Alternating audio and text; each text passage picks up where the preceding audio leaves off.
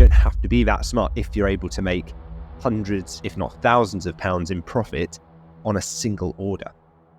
If you're anything like me, I went straight into a traditional dropshipping model first. And like you as well, Lewis, we really struggled because it just doesn't work in your favor. We're not just flogging products and then kind of disappearing. We're building brands. The business really lives and dies with the profits. And if we don't focus on the profits, then we won't get a high valuation when we go to sell the business. So it's like choosing to sell luxury cars instead of budget vehicles where maybe you only make a few pounds on every vehicle you sell. Definitely saw a huge difference in my own business when I switched the model from my unprofitable traditional dropshipping where I was selling very cheap products. Yeah, if you're not profitable yet, then I'd advise starting with these steps.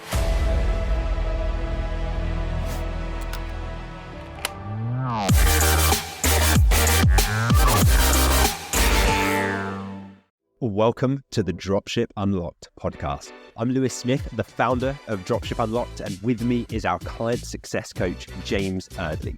Now, when we're not recording the podcast episodes, we're running our own e-commerce businesses and helping aspiring entrepreneurs launch their own high-ticket dropshipping businesses. Keen to build your own 6 or even 7-figure business? My book, The Home Turf Advantage, is your blueprint for launching a profitable online store. Grab your copy at htabook.com today and let's get you started. Now sit back, relax, and let's unlock your potential with the Dropship Unlocked podcast.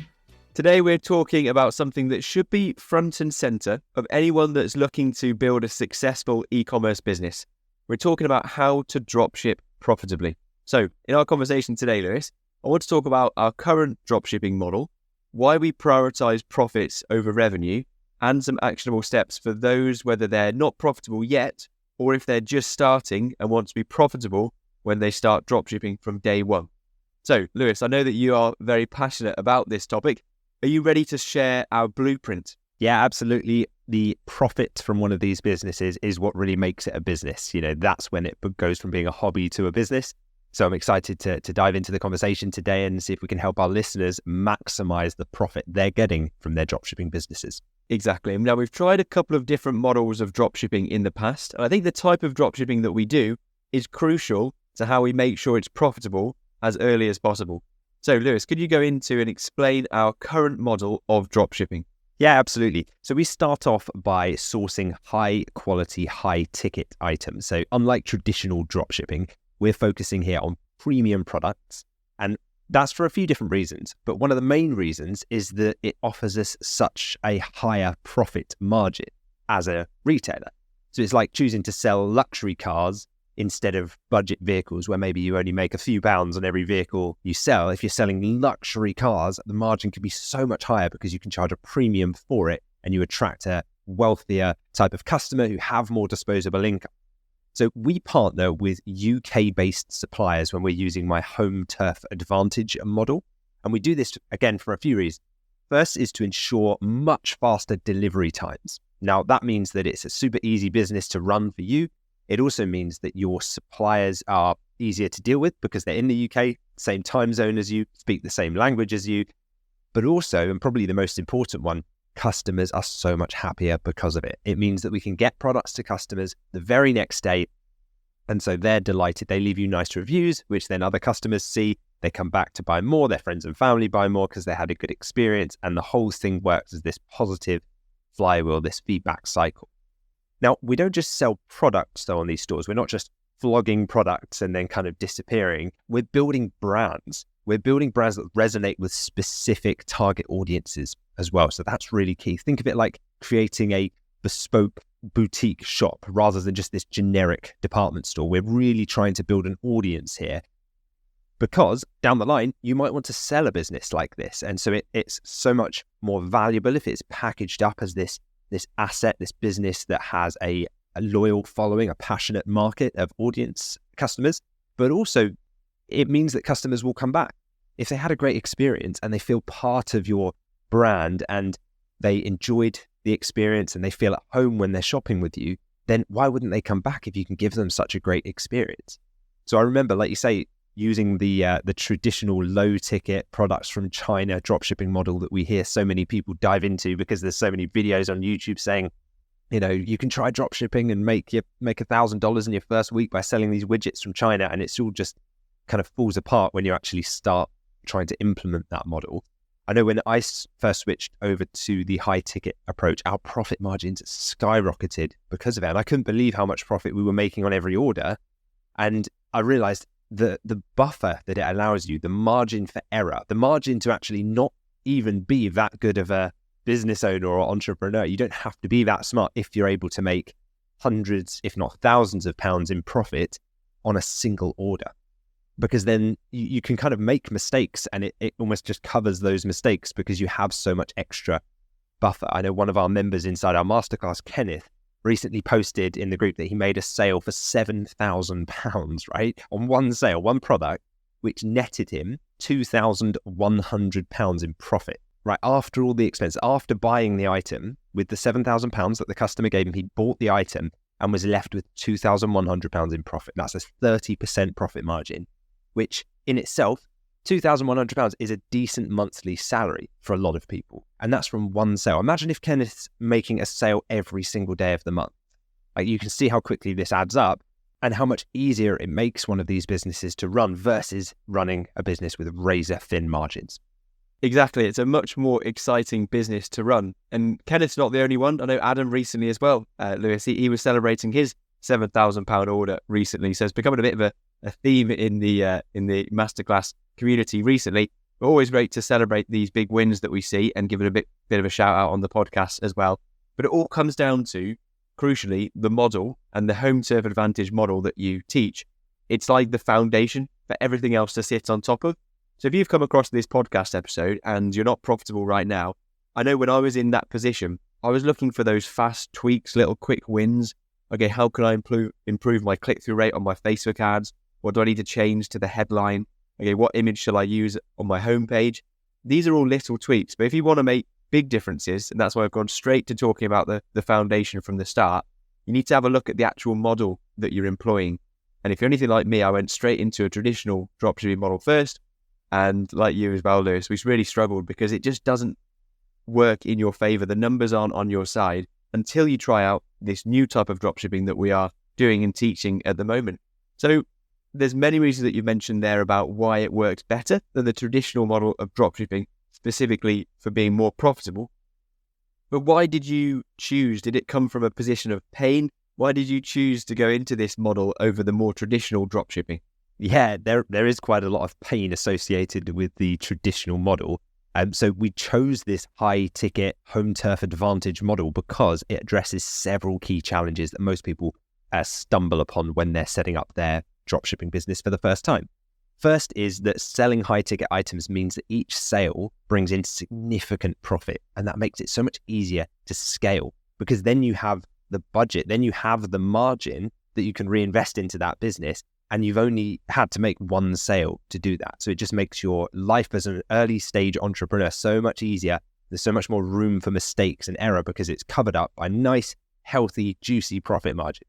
And secondly, using local suppliers, because it means that you get faster delivery to your customers and also fewer quality issues as well, because local suppliers are easy to speak with. You can easily return items if you need to. You just try returning a product that cost $20 from the UK to China and see what the supplier says. It doesn't end up well. And so you as the retailer end up swallowing that return, and that means a drop in your profits. And so you don't want to be on the hook for things like that. You want a supplier that stands behind the products they sell, because then that builds trust, it builds repeat business, it builds great customer loyalty. So that's definitely a big factor.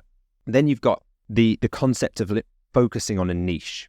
So that's what we encourage with the home turf advantage model. It's building a brand to ensure long-term success for your business, rather than just going after the short-term gains, like the flash in the pan, like, oh, okay, I can make a few £1,000 by dropshipping this trending product using TikTok ads, and then the trend dies out, or the supplier stops supplying them, or the customers receive them and realize it's all just kind of cheap rubbish and it doesn't really work properly, or they want to return it, or they don't like it, or they leave bad reviews.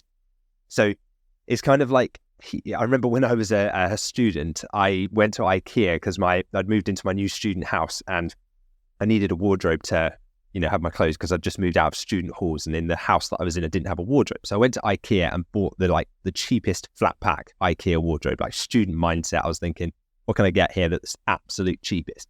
And I remember I bought this wardrobe, and it was such a flimsy construction that it almost swayed in the wind. It was like, you could tell when I was hanging up a shirt, it would like all lean over and creak to the left and right. And I just thought, never felt confident with that thing. Versus now we've invested in some like proper solid wood wardrobes here. Just put that old flimsy wardrobe to shame. And it's the same with your business. Do you want to build the business that's the flimsy swaying around the room type wardrobe, or do you want to build something that is solid, good quality, and will stand the test of time? I know that wardrobe analogy might seem unrelated, but it's like, think of it in terms of your future. Your family's finances depend on you building the solid framed business. And so that's one of the big reasons why we encourage the home turf advantage model. Yeah, it's clear to see why. And I definitely saw a huge difference in my own business when I switched the model from my unprofitable traditional dropshipping, where I was selling very cheap products with Facebook ads that I wasn't researching, I wasn't creating a brand. And I switched over to the home turf advantage model. And that's when I've put roots down to a proper business now that's been around for 3.5 years, ever since I joined the program, because it's got proper foundations. And it's much more like an oak cabinet compared to an IKEA flat pack swaying in the wind chest of drawers that I perhaps had before I started with the home turf advantage. So great analogy. I could picture that one perfectly.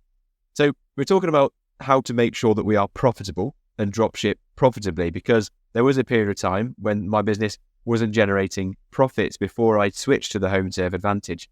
So why is it so crucial that we prioritize profits over revenue? Well, yeah, there's a few reasons why you'd want to prioritize profits. So the first is that profits are crucial for sustainable growth, both in the sense of actual cash flow. Profits ensure that you have cash flow coming in to reinvest in your business. And, it's like having a healthy savings account rather than living paycheck to paycheck.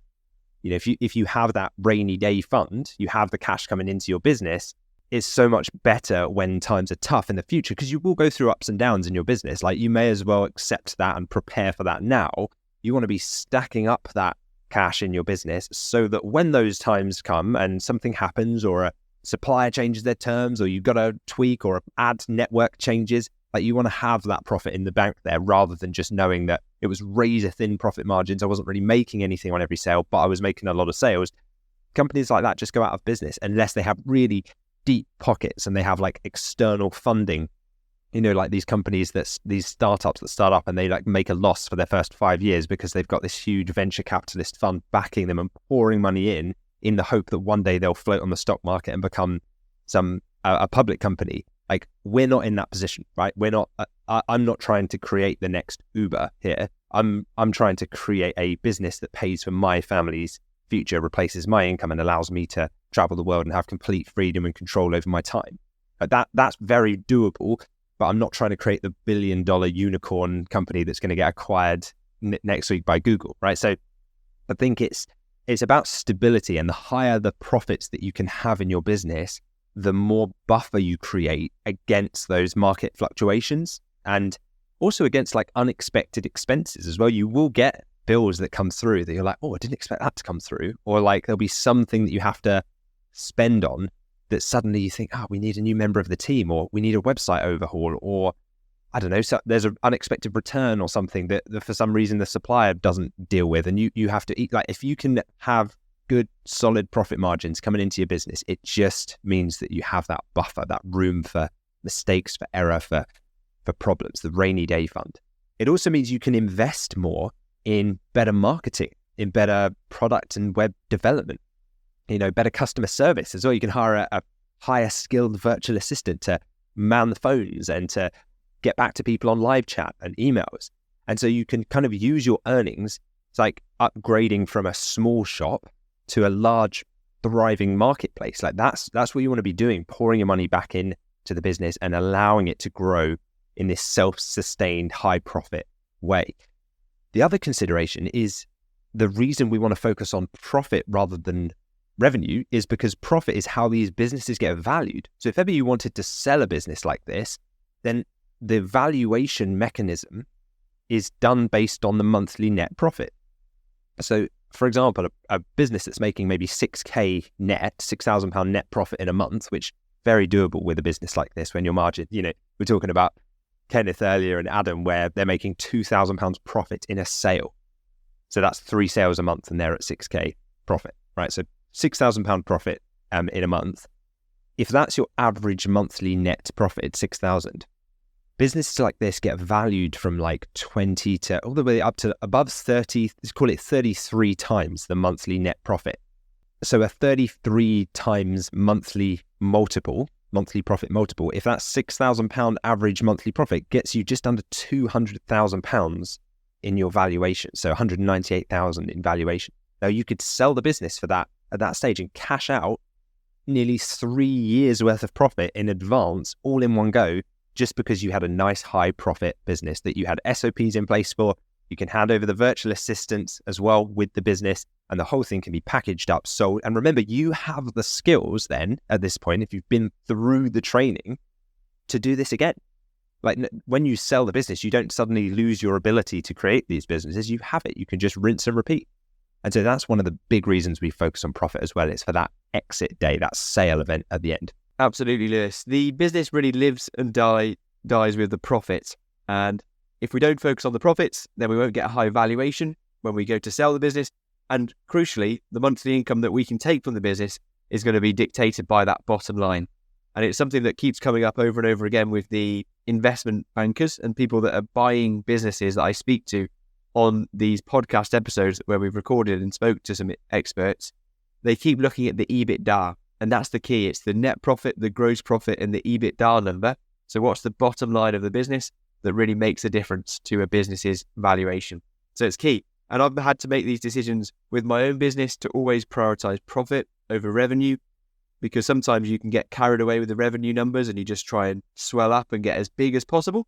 But instead, if you're not really affecting that profit number, there's no need to focus on the revenue number. So I've had to make those decisions a few times in my business to really prioritize increasing the profit when, increasing the revenue might just be for vanity sake. So for those people that perhaps clicked on this, Lewis, and are listening, who they're maybe they're not profitable right now, what should their first steps be to get back on track? Yeah, if you're not profitable yet, then I'd advise starting with these steps. So focus on high margin products. It's going to be so much easier to make that higher profit if you can shift your focus to products that just offer much higher total profit margins. It's like if you own a restaurant and you decide to analyze your menu and say, well, what are the low profit items on the menu, and replace those with high margin dishes. Ultimately, you don't need any more customers coming through the business because you'll earn more for every sale that you do make. Also, you can improve your marketing efficiency as well. So you can do that by optimizing your ads and your marketing strategies to really reduce your costs and increase that return on ad spend that you get. And you can do that by increasing your conversion rates or targeting your ads better. Lots of different ways you can affect how much you get out of every penny that you spend on ads.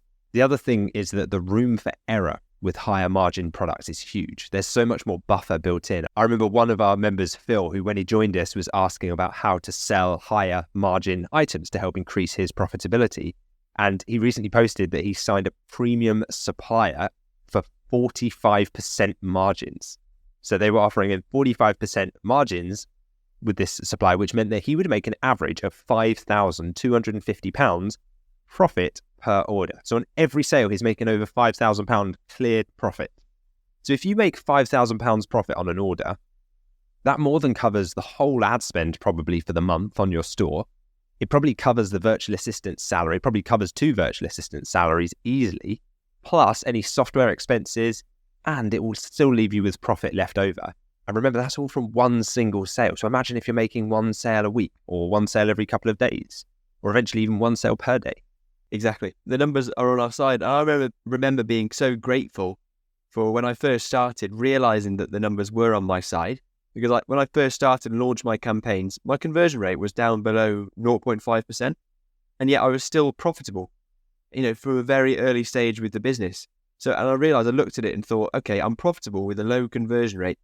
And it's down to the profit margins that I had and the fact that the numbers were completely on my side to still be generating money, even though I hadn't yet perfected the art of conversion rate optimization. and I hadn't yet perfected my marketing campaigns, which came down the line as you optimize with your Google Ads account once it learns more and more about the customers to sell to. So it's encouraging because it shows you that you've got margin for error and you don't need to be an expert to make money quickly with this business model that we teach. So if you're in a position right now where you're not profitable, you just need to see that logically, understand that that is data that's coming back from whatever you're doing right now, and there needs to be a change. You need to pivot. It definitely doesn't mean that you should quit at all. It just means that it's telling you that there's things right now that you're trying to sell things that aren't in demand, and we need to make some switches in order to be profitable. So you're probably not far away from getting over that profit line if you take the right actions very quickly. So for people that are starting from scratch then, different category of people, and they want to make sure when they do start dropshipping, they can be profitable from day one. What steps do you think they should take to ensure that they're profitable from the beginning? Yeah, if you want to be profitable from the beginning, then choosing a niche with high demand and clear success already is going to be key. You know, you're looking for, it's like if you think about opening up a shop, you don't just randomly choose a street and open up the shop. You go and scout the location. You choose, you look at the footfall, you look at the surrounding shops already in that area to decide, is there already enough demand here for this before I set it up? Same thing with a niche, same thing with a web property. You know, we're creating a shop. It's just a digital shop in this case. The other thing is to establish relationships with suppliers who offer quality products and really reliable service as well. So it's like building up a team of dependable players for your football team. You know, you want to make sure that every single one of those adds something to your business. And so that's the same when you're onboarding suppliers. You don't want to, like, one weaker link in the chain can actually ruin the whole business. So you want to make sure the suppliers you're bringing on are premium suppliers, each with a nice high profit margin. Then we talked about focusing on targeted marketing strategies. So we use Google Ads for this because it's search intent marketing. People are looking for the products that you're selling already. So why not serve those products on a Google search in front of those customers who are looking to buy them already? And so that's like planning a strategic campaign to capture really well-defined audiences, like people who are looking for those products. You can target them. That means a nice low cost per sale and a nice healthy profit per sale as well. Then finally, just take the pressure off yourself. You know, using the home turf advantage model, as we said, there's so much more room in the margin. You can actually just be an okay entrepreneur. You can be mediocre at marketing. Like you said about the conversion rate, you can be okay at putting a store together, and it doesn't have to look that great and still be extremely profitable. So imagine what you can do when you become really good at these things down the line, versus if you come in selling lower priced products with slim margins, you need to be an expert to make the numbers pan out from day one. A lot of the companies selling those real kind of razor thin profit margins have spent hundreds of thousands split testing every page variation and making sure they can squeeze as much profit as possible out of the lifetime value of their customers. They'll make a loss on their first 1, 2, 3 sales because they know down the line customers will come back and buy more. Can you afford to do that and make a loss on every sale for the first few months? Probably not as a solo entrepreneur. So that's why the home turf advantage model just gives you so much more of a safety net. Exactly. I certainly wasn't in a position when I first got started to be able to go into the red for months on end before turning a profit. So I had to go into a business model that was primed and set up to focus on profits from the very start. So we've got into detailed strategies about how to set up a dropshipping business to be profitable, and specifically talking about the type of business model that we use. I'd recommend checking out episode 46 of the Dropship Unlocked podcast to learn that. That's called 9 Things I Wish I Knew Before Starting Dropshipping. So that's perfect for people that are just getting started, packed with insights and actionable steps that you can take. But Lewis, for people that are coming away from this episode, they want to make sure they're dropshipping profitably as early as possible. What final advice would you give to people listening today? Okay, final advice. I would personally focus on quality over quantity. I'd want to be building strong supplier relationships and always prioritizing customer satisfaction. You know, we're running a marathon here, not a sprint. We want to be in this business for the long term, especially if you're looking to replace your family's income and replace your job so that you can run a business from anywhere. If you are doing that on a beach in Bali from your MacBook, you want assurances when you go to sleep that the business is going to be in a nice, profitable state when you wake up. You don't want to have something that could potentially collapse because the razor thin profit margins are so small. you can give yourself a smoother ride with this as well. We talked to one of our members recently, Henry. He actually posted something in our masterclass group 3 days ago after following our program. One of the suppliers he's just signed early in his journey actually doesn't give him the profit margin that we recommend. So we recommend a minimum of 30%, but he's only getting 20% from this supplier as one of his first suppliers, and he'll probably negotiate a better margin with them over time. But he's getting 20% margin. Even with that, he is getting £700 profit on a single sale with that supplier. £700 on a single sale with a margin below what he will eventually get. That is enough profit to cover the cost of a business like this for the whole month, probably in one sale when you're getting started, before you have a huge team and overheads and things like that. So if you like the sound of that, if you think, yeah, that's something I'd like to do, I'm ready to take action and take that first step and learn more about this, maybe I just want to dip my toe in the water and really understand this thoroughly so I can make an informed decision. Check out my book. It's called The Home Turf Advantage. You can read it at htabook.com. And it's all about creating a solid foundation and then just executing it effectively to build that profitable e-commerce business and using it to eventually replace your income and ultimately create time freedom for yourself. So hopefully you found today's discussion valuable and you're ready to implement these strategies in your own business. Remember to learn how all of this works and to connect with us as well inside our community. Just visit htabook.com. Enjoying the podcast? We'd love to hear from you. Leave a comment or a review, and we might just feature it on an upcoming episode. Also, for detailed show notes and resources, head to dropshipunlock.com/podcast. If you found value from any episode of this podcast, please take just 10 seconds to leave us a quick 5-star review on your podcast app of choice. It helps us more than you could imagine, and who knows, you might just hear your comments on the show. Thanks for being part of our community. Your support helps us keep delivering a new episode every week. Now it's time to answer a question that we've had in from a listener. And remember, if you have a question and you'd like Lewis or I to answer it, all you need to do is leave a comment beneath the YouTube video version of this episode. So this week, the question has come in from Stephen Hayes, 9249, which is a YouTube comment. And Stephen has asked, do you think it's worth starting a store in Ireland? Population is obviously a lot smaller, about 5 million, but go with a broader niche. Nice question. Thank you for that, Stephen. Appreciate that. And here's my take on starting a store in Ireland and actually how we judge any market, really, not just Ireland, before entering. Firstly, starting a store in Ireland could definitely be worth it despite the small population of 5 million, because you would choose a market that is already in enough demand and meets the demand threshold. So as you said in your question, I think you kind of already know the answer to this. You might have to go a little bit broader and not quite so niche if you're going to set up in Ireland and just serve the Irish market. It can work, but you don't want to start selling really niche products that only are getting a few searches per day because you might not have the demand there. So remember, when you start, you don't have to be in the UK to start a store in the UK. We've got lots of members in our masterclass who've registered a limited company in the UK so that they can then access this huge market of 67 million people in the UK and all of the suppliers that are based here, but they themselves don't necessarily live in the UK. So that absolutely can be done. You can still just use the UK market to sell to create your business in, but not personally live here yourself. The first thing you can also do if you are considering, okay, no, I want to sell just to the market that I live in, so Irish market in your case, Stephen. First thing you'd want to do is figure out, okay, are there enough suppliers, distributors? Is there enough demand to make it work in Ireland alone? Or do I need to widen the net slightly by setting up in the UK? Or if I'm going to operate just in Ireland, is there enough demand in the niche that I'm considering going into? So we like to look at a niche and figure out from the keyword research, are there more than 10,000 monthly searches happening in your niche per month on Google? Because if there's more than 10,000 people looking for a certain type of product every month just in the Irish market, and there are tools that you can use and follow in our training to do this, then that's a high enough demand for us to move to the next step at least. At least we know there's adequate demand.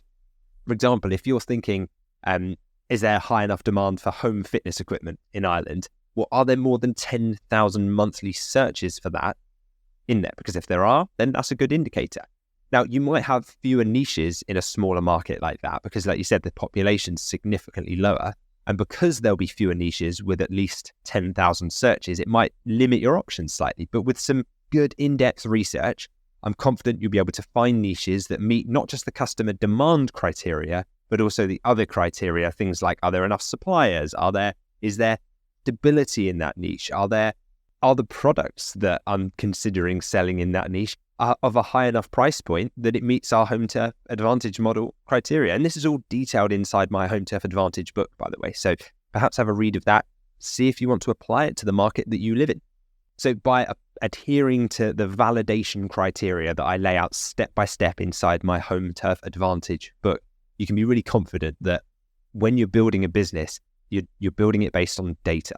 It's proven. It's not based on gut instinct. It's not based on guesswork or, do I think, well, I've got a few friends in Ireland that would probably buy these products, so maybe I'll set up a business. It's based on hard facts and data and numbers so that you can fall back on that. And later in your journey, as you're seeking to sign suppliers and running ads, you know there are people searching. You know there are suppliers already there. Because if there weren't, then maybe you would have branched up, broadened out your niche, or perhaps you would have even just chose to register your company in the UK. So by carefully researching and validating your niche, you can ensure that your store has a really strong potential for success right from the outset. Fantastic question, Stephen. Thank you, Lewis. Yeah, exactly. That's always the way we enter any niche, is always data-backed. And remember, you have a choice about which market you enter, as long as you apply the niche criteria to the market that you want to enter. And that way you can validate that the niche will sell immediately from the start. So now it's time to highlight a recent review that we've had in for the podcast as well. So a big thank you to Paul Bicknell for sharing your thoughts. And this was in a YouTube comment. So Paul said, great content for an absolute beginner and all UK based, which is brilliant. Love it. Thank you so much for your review, Paul Bicknell. Really, really glad to hear that you've been enjoying the podcast. Your reviews are what inspire us to continue delivering our top insights. So if our podcast has been valuable to you in any way, shape or form, why not share it with a friend or a colleague who could benefit too? Consider someone you've been chatting to recently who's expressed an interest or has been thinking about launching their own online business or just replacing their income and wants to travel the world and have that location freedom. Sharing this episode with them might be the motivation they need to take that important first step. Thanks for joining us on this episode of the Dropship Unlocked podcast. We hope you're walking away with insights and inspiration. To kickstart your e-commerce journey, grab a copy of my book, The Home Turf Advantage, at htabook.com. It's a distilled guide based on real experience to help you build your e-commerce venture. Don't forget to hit the subscribe button for more strategies and success stories. And if you like what you heard, a 5-star review would mean the world to us, and you might just get a shout out on an upcoming episode. And finally, thank you for deciding to spend your time with us today. We can't wait to bring you more insights on the next episode of the Dropship Unlocked podcast.